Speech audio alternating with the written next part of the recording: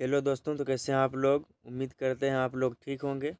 आज मैं आप लोगों को बताऊंगा क्लास 10वीं के विज्ञान विषय का पीडीएफ मॉडल पेपर, जो कि मैंने क्वेश्चन बैंक से लिया है। बहुत सारा क्वेश्चन इससे लिया है, गैस पेपर से भी लिया है। जो क्वेश्चन पूछा जाता है बिहार बोर्ड में, बार बार रिविज़न होता है, उसका क्वेश्चन मैं आप लोगों को बताऊँगा। लास्ट तक बने रहिए हमारी वीडियो में। तो चलिए मैं सवाल को शुरू करता हूँ। पहले देख लेते हैं सेकेंडरी स्कूल एग्जामिनेशन 2023 से माध्यमिक स्कूल परीक्षा 2023 का एनुअल वार्षिक साइंस कंपलसरी। ठीक है, ये विज्ञान जो है, इसमें कुल प्रश्न संख्या ऑब्जेक्टिव करेगा 80, बनाना है 40। सब्जेक्टिव रहेगा शॉर्ट क्वेश्चन 24 को और रहेगा लॉन्ग क्वेश्चन 6 को रहेगा। ठीक है, समय दिया जाएगा आपको 2 घंटे 45 मिनट। ठीक है, इसमें जो निर्देश रहेगा, आपको बिहार बोर्ड के एग्जाम में जाने के बाद आपको पढ़ने के लिए 15 मिनट दे दिया जाता है टाइम। ठीक है, तो चलिए देख लेते हैं, हम लोग क्वेश्चन की तरफ चलते हैं। क्वेश्चन पहला क्या कहता है, देखिए पहला क्वेश्चन, निम्नांकित में किसका अपवर्तनांक सबसे अधिक होता है। ए नंबर है हवा, बी नंबर में हीरा, सी में है शीशा, डी में है जल। तो इसका सही जवाब हो जाएगा बी नंबर, क्या होगा, हीरा हो जाएगा। इसका सही जवाब क्या होगा, हीरा हो जाएगा इसका सही जवाब। चलिए अगला सवाल देख लेते हैं। अगला सवाल है, अवतल दर्पण की फोकस दूरी क्या होती है। अवतल दर्पण की फोकस दूरी ऋणात्मक होती है। क्या दोस्तों, ऋणात्मक होती है। और उत्तल दर्पण की फोकस दूरी धनात्मक होती है। ठीक है, अगला सवाल देख लेते हैं। अगला सवाल है, किसी लेंस में मुख्य फोकस की संख्या कितनी होती है। किसी लेंस में मुख्य फोकस की संख्या दोस्तों 2 होती है। कितनी होती है, 2 होती है। तो ऑप्शन नंबर बी हो जाएगा इसका सही जवाब। ठीक है, अगला सवाल देख लेते हैं।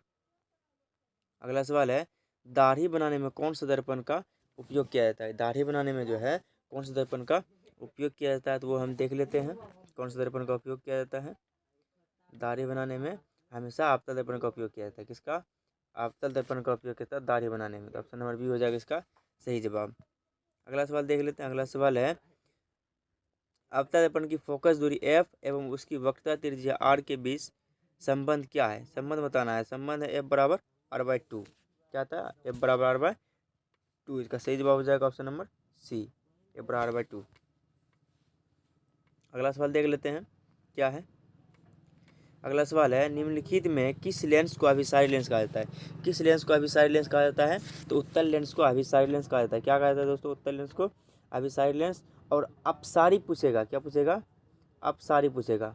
अपसारी पूछेगा तो वो अवतल लेंस हो जाएगा। यहाँ पूछा है अभिसारी लेंस, क्या पूछा है, अभिसारी लेंस पूछा है, इसका मतलब हो जाएगा उत्तल लेंस। ठीक है, अगला सवाल देखते हैं। अगला सवाल है, दृश्य प्रकाश में किस रंग का तरंगदैर्घ्य न्यूनतम होता है। इंद्रधनुष, दृश्य प्रकाश का मतलब ये हुआ, इंद्रधनुष में किस रंग का तरंगदैर्घ्य सबसे न्यूनतम होता है। तरंगदैर्घ्य यदि पूछे न्यूनतम, तो बैगनी रंग का तरंगदैर्घ्य न्यूनतम होता है।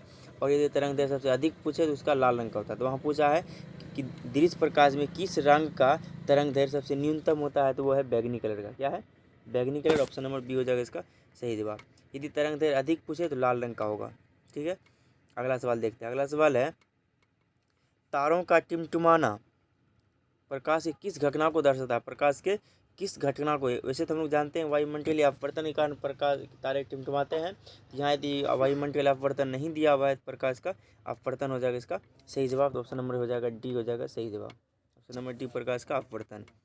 अगला सवाल देखते हैं। अगला सवाल है, निम्नलिखित में किसमें प्रकाश की चाल सबसे अधिक होती है। निम्नलिखित में किसमें प्रकाश की चाल सबसे अधिक होती है, इसका सही जवाब हो जाएगा क्या, निर्वात में। निर्वात या शून्य में, किसमें, निर्वात या शून्य में। क्या था दोस्तों, निर्वात या शून्य में। इसका सही जवाब हो जाएगा सी। अगला देखते हैं। अगला सवाल है, प्रकाश के अपवर्तन के कितने नियम है। प्रकाश के अपवर्तन के कुल कितने नियम है। प्रकाश के अपवर्तन के 2 नियम है। तो ऑप्शन नंबर बी हो जाएगा इसका सही जवाब। प्रकाश के अपवर्तन पूछे या परावर्तन पूछे, दोनों के 2 नियम ही है। चलिए फिर अगला सवाल देख लेते हैं। अगला सवाल क्या कहता है, देख लेते हैं। अगला सवाल है, जल विद्युत संयंत्र किस ऊर्जा को विद्युत ऊर्जा में रूपांतरित करता है। जल विद्युत संयंत्र जो है किस ऊर्जा को विद्युत ऊर्जा में रूपांतरित करता है, तो तापीय ऊर्जा में। किस ऊर्जा में, तापीय ऊर्जा में। इसका सही जवाब हो जाएगा ऑप्शन नंबर डी हो जाएगा इसका सही जवाब। ठीक है, अगला सवाल देख लेते हैं। अगला सवाल है, जलता व मोमबत्ती बदलता है। जलता व मोमबत्ती जो है किस में बदलता है, तो रासायनिक ऊर्जा को प्रकाश ऊर्जा में बदलता है। किस में बदलता है, रासायनिक ऊर्जा को प्रकाश ऊर्जा में बदलता है। तो इसका मतलब ऑप्शन नंबर बी हो जाएगा इसका सही जवाब। ठीक है, अगला सवाल देख लेते हैं। अगला सवाल है, एक विद्युत सेल से धारा प्राप्त करने पर इसके सिरों के बीच विभवांतर का मान विद्युत वाहक बल की तुलना में क्या हो जाता है, विद्युत वाहक बल की तुलना में क्या होता है, तो अधिक हो जाता है। क्या होता है दोस्तों, अधिक हो जाता है। ऑप्शन नंबर बी हो जाएगा ये सही जवाब। ठीक है, फिर अगला सवाल देख लेते हैं। अगला सवाल क्या है, अगला सवाल है प्रतिरोध का मान बढ़ाने के लिए प्रतिरोधकों को जोड़ा जाना चाहिए। प्रतिरोध का यदि मान बढ़ाना हो तो उसको प्रतिरोध को हम किस क्रम में जोड़ेंगे जो उसका मान ज़्यादा बढ़ जाएगा। उसका सही जवाब हो जाएगा श्रेणी क्रम में। ऑप्शन नंबर बी हो जाएगा इसका सही जवाब। ठीक है, अगला सवाल देखते हैं। अगला सवाल है विद्युत चुंबक बनाने के लिए प्रायः किस क्षण का प्रयोग किया जाता है। विद्युत चुंबक बनाने के लिए प्रायः किस क्षण का प्रयोग किया जाता है। इसका सही जवाब हो जाएगा नरम लोहा। किसका उपयोग किया जाता है, नरम लोहे का उपयोग किया जाता है। ठीक है, अगला सवाल देख लेते हैं। अगला सवाल है उच्चतर ताप पर कौन सी प्रक्रिया पूरी की जाती है। उच्चतर ताप पर जो है कौन सी प्रक्रिया पूरी की जाती है। इसका सही जवाब हो जाएगा नाभिकीय संलयन। कौन सी प्रक्रिया, नाभिकीय संलयन। ऑप्शन नंबर बी हो जाएगा इसका सही जवाब। ठीक है, अगला क्वेश्चन देख लेते हैं। अगला क्वेश्चन है सौर ऊर्जा को सीधे विद्युत में बदलने वाली युक्ति क्या है। सौर ऊर्जा को सीधे विद्युत में बदलने वाली युक्ति क्या कहते हैं, सौर सेल। क्या कहते हैं, सौर सेल। ऑप्शन नंबर बी हो जाएगा इसका सही जवाब। ठीक है, अगला सवाल देखते हैं। अगला सवाल है पवन विद्युत जनित्र में पवन की चाल कम से कम कितनी होनी चाहिए। कम से कम कितनी होनी चाहिए, तो इसका सही जवाब क्या होगा, 15 किलोमीटर। यहाँ तो 15 किलोमीटर प्रति घंटा नहीं दिया हुआ है, इसका मतलब लगभग हो जाएगा 12 से 14 किलोमीटर। या तो ये दे सकते हैं, या तो यदि ये नहीं देना है तो बेहतर रहेगा कि होता है 15 किलोमीटर प्रति घंटा। तो यहाँ इसमें दिया हुआ ऑप्शन इनमें से कोई नहीं, तो इसका सही जवाब हो जाएगा ऑप्शन नंबर डी, इनमें से कोई नहीं। ठीक है, अगला सवाल देखते हैं। अगला सवाल है सेल का विद्युत वाहक बल क्या है। सेल का जो है विद्युत वाहक बल क्या है, तो इसका है विभवांतर। सेल का विद्युत वाहक बल पूछे या विभवांतर पूछे तो बता देना विभवांतर। क्या होगा, विभवांतर। सेल का विद्युत वाहक बल क्या है, विभवांतर है। ठीक है, अगला सवाल देख लेते हैं। अगला सवाल क्या है, अगला सवाल है घरेलू परिपथ में मुख्य रूप से किसकी आपूर्ति होती है। घरेलू परिपथ में जो है यहाँ पे देखना है, घरेलू परिपथ में निम्न मुख्य रूप से किसकी आपूर्ति की जाती है। प्रत्यावर्ती धारा की, क्योंकि हम लोग बिजली यूज करते ज़्यादातर एसी करंट करते हैं, अल्टरनेटिंग करंट का यूज करते हैं। इसका मतलब प्रत्यावर्ती धारा। ऑप्शन नंबर ए हो जाएगा इसका सही जवाब। ठीक है, अगला सवाल देख लेते हैं। अगला सवाल है वर्ण विक्षेपण असंभव है। वर्ण विक्षेपण किसमें असंभव है।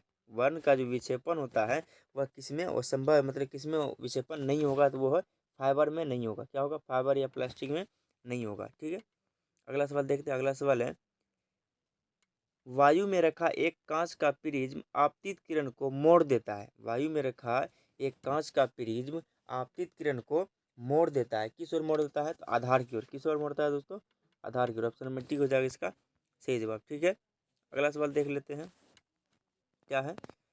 अगला सवाल है 2Zn प्लस O2 बराबर मिल करके 2ZnO किस प्रकार की अभिक्रिया है। किस प्रकार की अभिक्रिया को यह दर्शा रहा है, तो इसका सही जवाब हो जाएगा ऑप्शन नंबर बी, विस्थापन अभिक्रिया को दर्शा रहा है। ऑप्शन नंबर बी हो जाएगा विस्थापन अभिक्रिया को ये दर्शा रहा है। ठीक है, अगला सवाल देखते हैं। अगला सवाल है खाने वाला सोडा का रासायनिक सूत्र क्या होता है।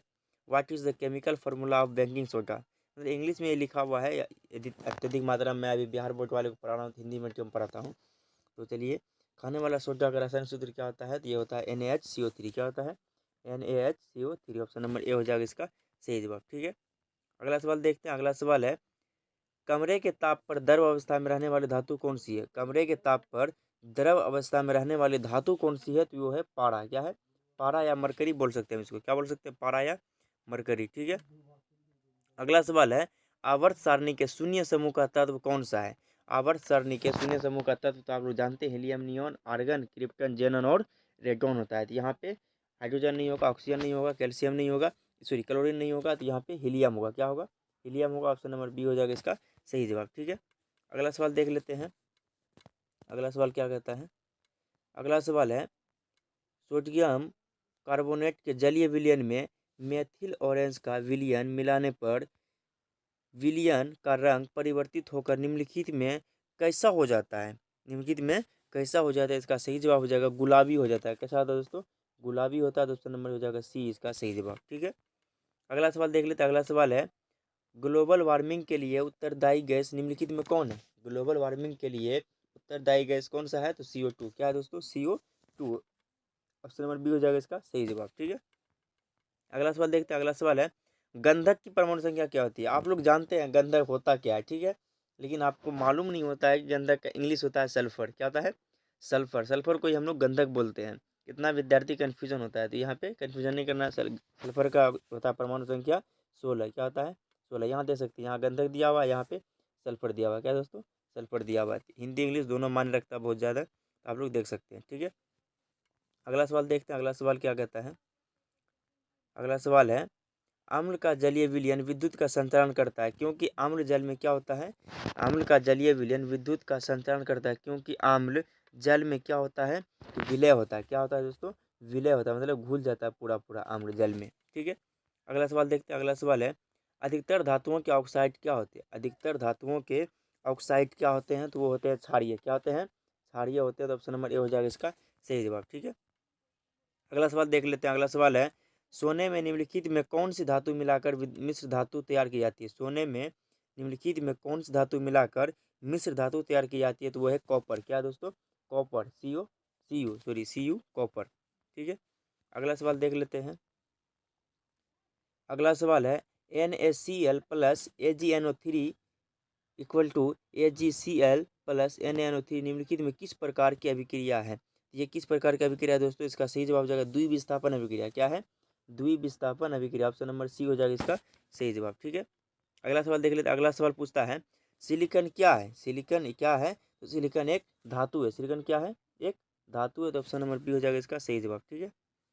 अगला सवाल देख लेते हैं, अगला सवाल है, वे तत्व जिनके बाहरी सेल पूर्ण भरे होते हैं, वे सेल जिनके बाहरी तत्व जो है पूर्ण भरे होते हैं, वे तत्व क्या कहलाते हैं, उत्कृष्ट गैस कहलाते हैं। क्या कहलाते हैं, उत्कृष्ट गैस, जिसको हम लोग बोलते हैं निष्क्रिय गैस या शून्य वर्ग के तत्व बोलते हैं, ठीक है। अगला सवाल देखते हैं, अगला सवाल है, खड़िया का रासायनिक सूत्र क्या होता है। खड़िया यानी संगमरमर का रासायनिक सूत्र क्या होता है, तो उसका होता है CaCO3। क्या होता है, CaCO3 होता है। देख लेते हैं आगे, यहाँ दिया हुआ ऑप्शन में CaCO3 होता है, यहाँ देख सकते हैं CaCO3, ऑप्शन नंबर डी हो जाएगा इसका सही जवाब। खड़िया का रासायनिक सूत्र CaCO3 हो जाएगा, ठीक है। The chemical formula of chalk, ठीक है, जिससे हम लिखते हैं बोर्ड पे, ब्लैक बोर्ड पे, ठीक है। अगला सवाल देखते हैं, अगला सवाल है, निम्नलिखित में कौन सबसे अधिक अम्लीय ऑक्साइड है। निम्नलिखित में कौन सबसे अधिक अम्लीय ऑक्साइड है, इसका सही जवाब हो जाएगा SO2। क्या हो जाएगा, SO2, ठीक है। अगला सवाल देख लेते हैं, निम्नलिखित में कौन एल्काइन है। निम्नलिखित में कौन एल्काइन है, तो इसका सही जवाब हो जाएगा ऑप्शन नंबर, सॉरी यहाँ पे दिया हुआ ऑप्शन CH4 तो मीथेन हो जाता है, एल्काइन होता है C2H6, यहाँ पे हो जाएगा इसका सही जवाब ऑप्शन नंबर सी। 38 नंबर का क्या हो जाएगा ऑप्शन नंबर सी, C2H2, ठीक है। अगला सवाल देख लेते हैं, अगला सवाल है, CH3O C2H5 का IUPAC नाम क्या है। CH3O C2H5 का IUPAC नाम क्या है, तो इसका सही जवाब हो जाएगा मेथॉक्सी इथेन। क्या है, मेथॉक्सी इथेन, इसका सही हो जाएगा मेथॉक्सी इथेन, है ना। ऑप्शन नंबर ए हो जाएगा इसका सही जवाब, ठीक है। अगला सवाल देख लेते हैं, अगला सवाल, अगला सवाल क्या कहता है, निम्न में से कौन यौगिक ईंधन के रूप में इस्तेमाल किया जाता है। निम्न में से कौन सा यौगिक है जो ईंधन के रूप में इस्तेमाल किया जाता है, तो इसका सही जवाब हो जाएगा एथेनॉल। एथेनॉल का उपयोग हम लोग ईंधन के रूप में करते हैं, जलाने के रूप में करते हैं, तो ऑप्शन नंबर सी हो जाएगा इसका सही जवाब, एथेनॉल हो जाएगा, ठीक है। अगला सवाल देख लेते हैं, अगला सवाल है, सोडियम हाइड्रोक्साइड जिंक से अभिक्रिया करके निम्नलिखित में कौन सा उत्पाद बनाता है। सोडियम हाइड्रोक्साइड जिंक से अभिक्रिया करके निम्नलिखित में कौन सा उत्पाद बनाता है, तो इसका सही जवाब हो जाएगा Na2ZnO2 plus H2, option number B हो जाएगा इसका सही जवाब, ठीक है। अगला सवाल देख लेते हैं, अगला सवाल है, धोबिया सोडा का रासायनिक सूत्र क्या आता है। धोने वाला सोडा का, वहाँ हम पढ़े थे इससे पहले, खाने वाला सोडा का, बेकिंग सोडा का, यहाँ पे है धोने वाला soda, washing soda. What is the chemical formula of washing soda, इसका हो जाएगा Na2CO3 into 10H2O, Na2CO3 into 10H2O, इसका मतलब है ऑप्शन नंबर ए सही जवाब हो जाएगा, ठीक है। अगला सवाल देख लेते हैं, अगला सवाल क्या है, मात्र आज आप लोगों को मैं आज 50 क्वेश्चन ही बताऊंगा, ठीक है। तो अगला सवाल देख लेते हैं, अगला सवाल है, अम्लराज में सांद्र HNO3 और सांद्र HCl का अनुपात क्या होता है। अम्लराज में सांद्र HNO3 और सांद्र HCl का अनुपात क्या होता है, इसका सही जवाब हो जाएगा 1:3। क्या होता है, 1:3 होता है, ठीक है। अगला सवाल देख लेते हैं, अगला सवाल है, किसी अभिक्रिया में भाग लेने वाले पदार्थ क्या कहलाते हैं। किसी अभिक्रिया में भाग लेने वाले पदार्थ क्या कहलाते हैं, तो अभिकारक कहलाते हैं। क्या कहलाते हैं, तो अभिकारक कहलाते हैं। 44 का ऑप्शन नंबर बी हो जाएगा सही जवाब, अभिकारक, ठीक है। अगला सवाल देख लेते हैं, अगला सवाल है, निम्नलिखित में कौन अम्लीय ऑक्साइड है। निम्नलिखित में कौन अम्लीय ऑक्साइड है, क्या हो जाएगा, निम्नलिखित में कौन अम्लीय ऑक्साइड है, तो इसका सही जवाब हो जाएगा SO2। क्या है, SO2। ऑप्शन नंबर डी हो जाएगा इसका सही जवाब। ठीक है, अगला सवाल देख लेते हैं। अगला सवाल है, निम्नलिखित में कौन सा पदार्थ का जलीय घोल लाल लिटमस पत्र को नीला कर देता है? इसका सही जवाब हो जाएगा ऑप्शन नंबर ए, आम्ल। क्या करता है? आम्ल क्या करता है? लाल लिटमस पत्र को नीला कर देता है। इसका मतलब अम्ल को इंग्लिश में बोलते हैं एसिड। क्या बोलते हैं? एसिड। ठीक है, अगला सवाल देख लेते हैं। अगला सवाल क्या है? अगला सवाल है, स्वस्थ शरीर का सामान्य पीएच मान कितना होता है? एक स्वस्थ शरीर का सामान्य पीएच मान कितना होता है? हेल्दी बॉडी बताना है कि पीएच मान कितना होता है। ठीक है, तो इसका सही जवाब हो जाएगा ऑप्शन नंबर सी, 7.0 से 7.8 तक। ठीक है, अगला सवाल देखते हैं। अगला सवाल क्या है? निम्नांकित यौगिकों में कौन जल में विलय होता है? निम्नांकित यौगिक में कौन जल में विलय होता है, मतलब जल में कौन घुल जाता है? इसका सही जवाब हो जाएगा ग्लूकोज। ग्लूकोज क्या करते हैं? जल में पूरा पूरा घुला करके हम लोग पी लेते हैं। ठीक है, पौष्टिक आहार के लिए। ठीक है, प्रोटीन लाने के लिए शरीर में। ठीक है, अगला सवाल है, निम्नांकित में कौन अमलगम है? निम्नांकित में कौन अमलगम है? तो इसका सही जवाब हो जाएगा ऑप्शन नंबर बी। क्या हो जाएगा? ऑप्शन नंबर बी, एन सोडियम और हाइड्रोक्साइड जा रहा है, मतलब मरकरी। ठीक है, अगला सवाल देख लेते हैं। अगला सवाल क्या है? मात्र मैं आप लोगों को 50 क्वेश्चन ही बताऊंगा आज। ठीक है, अगला सवाल है, निम्नांकित में कौन सी धातु जिंक सल्फेट के विलयन से जिंक को विस्थापित कर सकती है? निम्नांकित में कौन सी धातु जिंक सल्फेट के विलयन से जिंक को विस्थापित कर सकती है? इसका सही जवाब हो जाएगा एल्यूमिनियम। क्या हो जाएगा? इसका सही जवाब होगा एल्यूमिनियम। ऑप्शन नंबर डी हो जाएगा इसका सही जवाब। ठीक है, अगला सवाल देख लेते हैं। अगला सवाल है, ऑक्सीजन युक्त रक्त को हृदय से शरीर के विभिन्न भागों में ले जाने वाली रक्त वाहिनियाँ क्या कहलाती है? ऑक्सीजन युक्त रक्त को हृदय से शरीर के विभिन्न भागों में ले जाने वाली रक्त वाहिनियाँ क्या कहलाती है? इसका सही जवाब हो जाएगा शिराएँ। क्या कहलाती है? शिराएँ। मैंने आप लोग को बोला था 50 क्वेश्चन बताऊंगा, बस इतना ही हो। इसमें जो जितना भी क्वेश्चन होगा बताऊंगा। लास्ट क्वेश्चन है, बस 52 क्वेश्चन है। अगला है, रक्त के हल्के पीले रंग के चिपचिपे द्रव को क्या कहते हैं? रक्त के हल्के पीले रंग के चिपचिपे द्रव को क्या कहते हैं? तो इसका सही जवाब हो जाएगा प्लाज्मा। क्या हो जाएगा? प्लाज्मा। ठीक है दोस्तों, आज यहीं तक रहेंगे, इससे आगे किसी अगले दिन बताएंगे। हम बोले थे कि 80 तक बताएंगे, फिर टाइम कम हो जाने के कारण आप लोग को दिक्कत थोड़ी होगी। ठीक है, यदि आप लोग को ये वीडियो पसंद आया हो अपने दोस्तों में शेयर जरूर कीजिएगा, और आप यदि आप हमारे चैनल पर नए हैं तो हमारे चैनल को सब्सक्राइब जरूर कीजिएगा। ठीक है, thank you, best of luck. बस आप लोग ऐसे ही मेहनत करते रहिए। ठीक।